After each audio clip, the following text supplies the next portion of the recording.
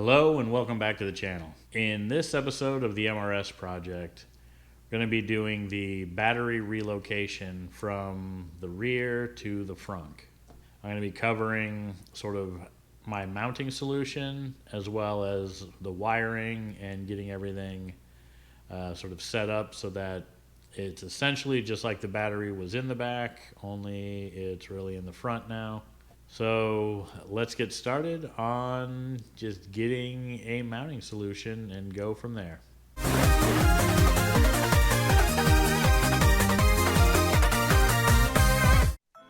After determining where I was going to mount the battery, I needed to figure out then where to mount a 4" by 8" aluminum plate that I'm going to use as bracing for the stock battery mount. I'm going to reuse this existing M6 threaded hole and then put an M6 nutsert into this other hole.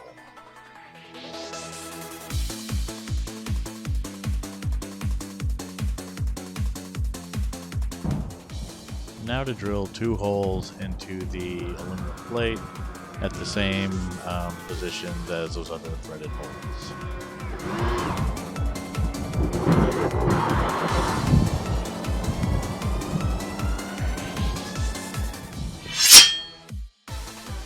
Now it's time to do a quick test fit and then mark the holes where the stock battery tray is going to be mounted to. This plate's going to be providing support for part of it.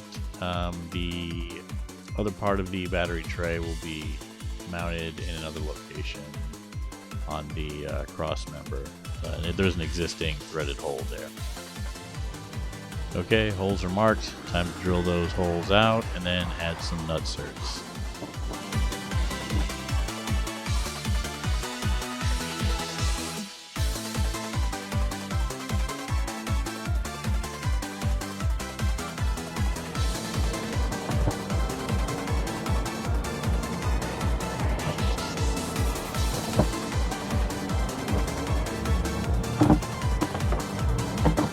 And done. Now all that's left is bolting everything up.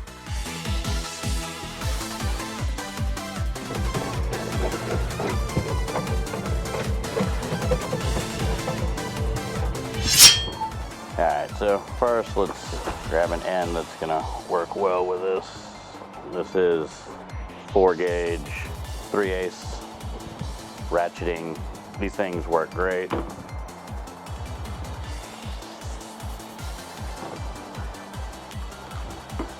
So, what you want here, get this in and just ratchet this down.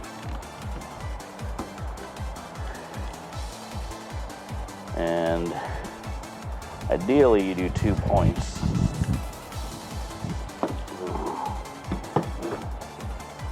And you tug on it to make sure it's not moving.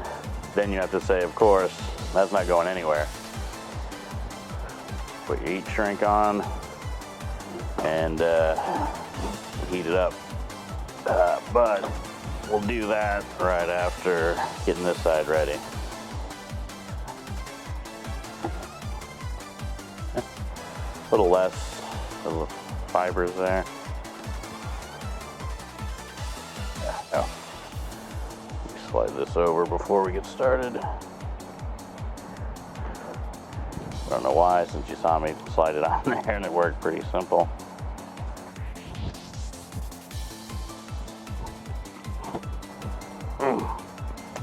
That's not going anywhere. Alright.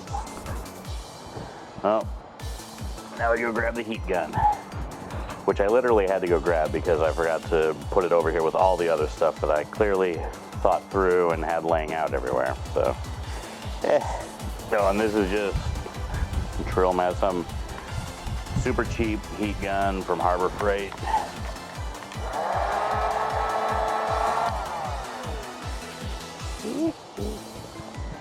That's warm. This also has like a thing inside it to make the connection waterproof, which is nice. It's just, I don't know, just good quality heat shrink tube. Everything I've used it on, it's worked out really well. Also, you get some of the little like goop around it, but that just kind of adds to the you know, whateverness. So the next thing we got here is this guy. So this is gonna go, let me just do this a little easier. This is gonna go in line like this, up where the battery's mounted. I'm gonna bring it back a little ways from here. Like, I think having it like immediately right here is kind of stupid. So, however, I don't really know exactly where I'm going to mount it. So, got to figure that out. In the meantime, let's take these off. Actually, this should stay on because it's not like I'm not going to need the battery tender. Even when this is all put back together, this won't be the daily driver, much as I would want to be driving it all the time. Yeah, I'm just going to loosely tighten that. These will go to the back. They'll be mounted up in their locations and then be using one of these to connect up with this when it makes it to the back. Let's just go ahead and mount this up.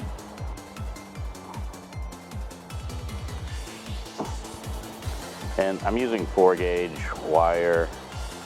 I'm sure 8-gauge would be fine, but if I'm ever running like stereo equipment or, well, I do have plans for that, so when I run stereo equipment, it's already going to be 4-gauge everywhere. I'm not doing anything ridiculous that would need anything thicker than this. Even this is probably overkill. This is sort of how they'll be lined up on the battery. They're going to kind of go across the battery and then down. That's how I'm doing the placement of it. So, all right, after measuring the battery, I'm going to do about 6 inches a length, and then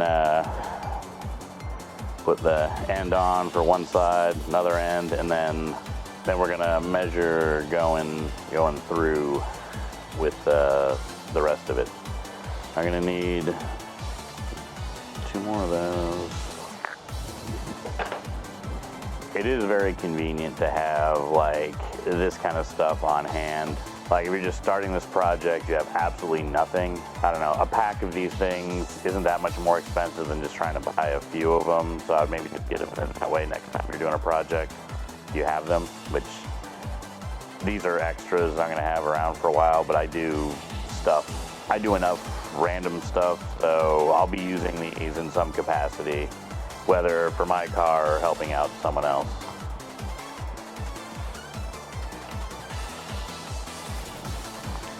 I might do a little bit more. This doesn't need to be an exact placement because kind of wherever this ends up is where it's going to be attached to sort of the back of the battery tray. All right, there we go. They make those speed strippers with adjustable ends where I could have had one big enough to do this. I just don't have that tool. One of those cases where I was fine with kind of doing it the old way. But if you have the right tool, definitely use it. The right tool makes a job a ton easier.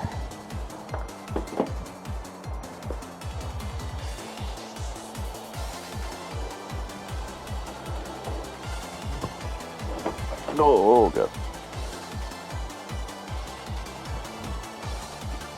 Make sure you hold on to this thing while crimping.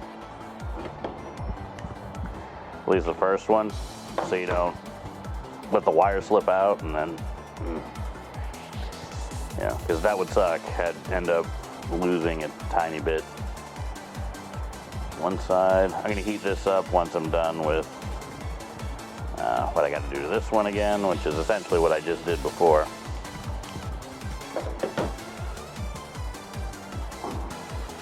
It is important to like really tug on these things, because the last thing you want is you to be driving your car and all of a sudden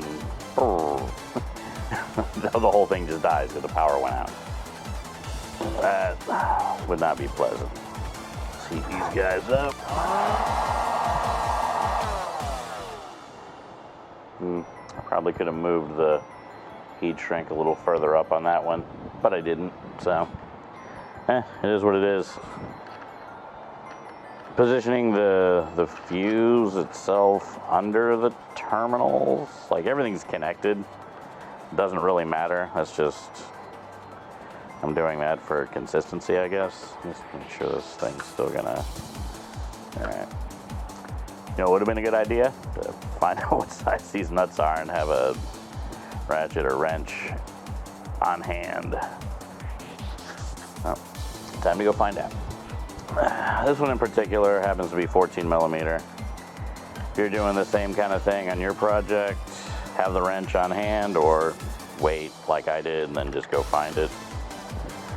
The hardest part with these things is tightening them down without like moving the wire. It's the hardest part for me anyway. Ta-da! Ta-da! Anyway, this is gonna go on the battery to the back, and then this is gonna go down and around.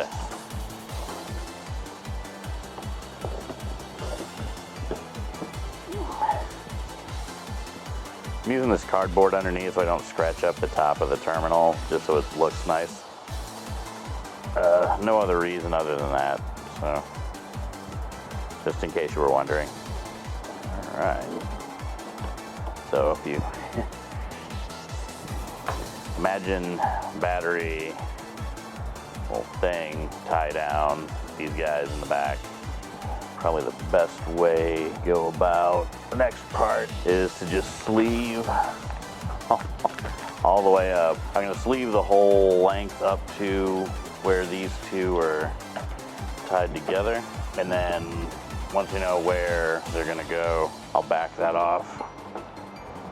So basically I'm just pushing up from this way. Once you get a technique or a rhythm going, you can cover a lot of ground. It's not, you're not going to be able to just pull it. And if you are, please comment how you're doing that.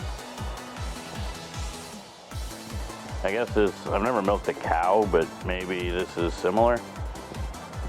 I don't know, seen it on TV. Ow. And you can get rope burn. This is about 25 feet. This is probably going to be 10 feet more than I need. I'm using 1-inch expandable sleeve. The main reason for that is I wanted to have plenty of expandability, which means I can really ratchet up how much I'm doing. I kind of knew the technique I was going to be using ahead of time. Almost there. Got maybe one more. Whew. I don't know the exact length it needs to be. I'll know that when I run it. I want to have it run and be pretty tight to where it's going. Okay, so I went a little too far, but just fine. Put it at here. So now I'm just going to sleeve backwards to kind of tighten this. I'm going to try to put some shrink wrap around that, or a shrink tube around it. So, aside from looking good, it does have some protection. There we go.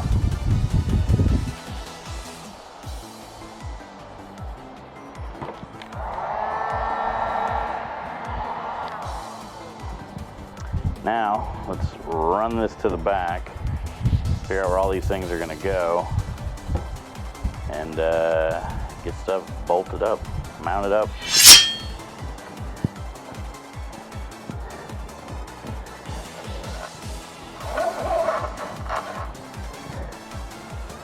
Be running this kind of straight up the middle to the back, past the Corky's breastplate, sort of following where the air to water lines are going, I guess.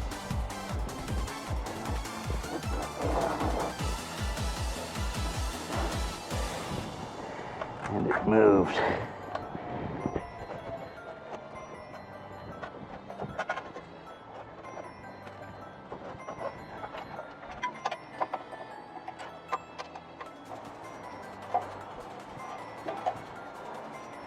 Normally I'd be wearing gloves right now, you know, because you got to keep the hands nice and dainty.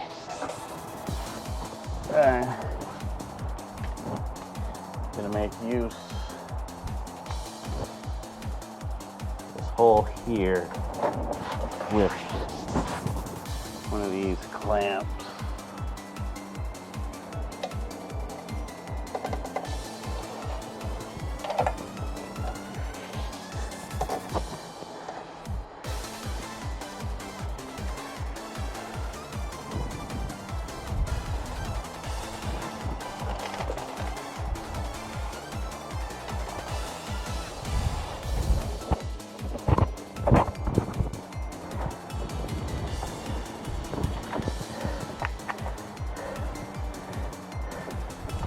Check out the handiwork. There we go. We got here positive here. It's going to the HIDs, which this will be replaced in a future project. It's for my battery tender, which I have another piece that's going to plug into this and route to the front somewhere for plugging that in. There's a negative. There we go. There's the cable, kind of runs back through there. Yeah, you can kind of see how it sort of goes back and comes back up and over, attached to the air water lines. This is also attached to the upper line there to keep everything from sagging. Not that there's enough slack for it to sag, but you know, better safe than sorry. Up, over, up into here, and you can see there's the power and the ground is behind it, so they're joined. This ground is already in place. This one's going to go on the transmission. I just have it here right now so it's out of the way. And there you have it. Now time to clean up and then get ready for the next project. That came out pretty good. I'm happy with how it came out.